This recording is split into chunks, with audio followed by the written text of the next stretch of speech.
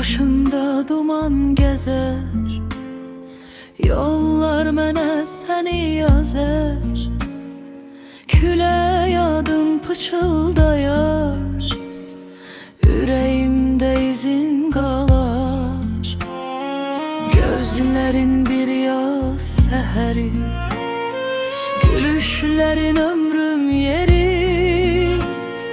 Sensiz keçən hər bir anım həsrət dolu bir nəğmədir. Sarı şalım, nazlı yarım, sənə bağlı bu baharım. Gəl tut mənim əllərimdən, ayrılmasın yollarımız.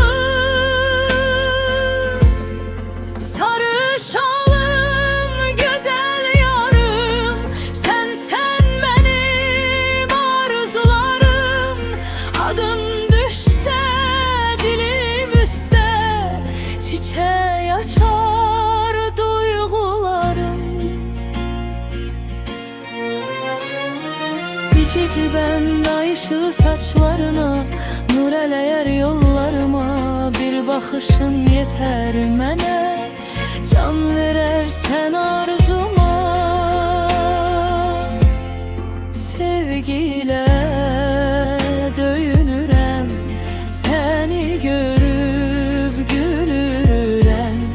Sən yanımda olanda mən, dünya dönər çiçək çiçək. Sarı şalım, nazlı yarım, sənə bağlı bu baharım.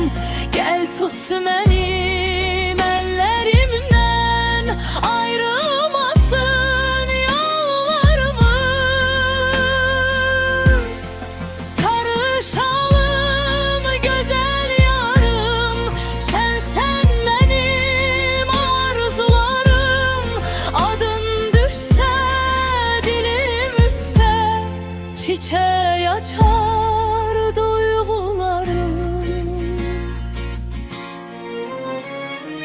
O cicibən ışığı saçlarına, nur eləyər yollarıma. Bir baxışın yetər mənə, can verərsən arzuma.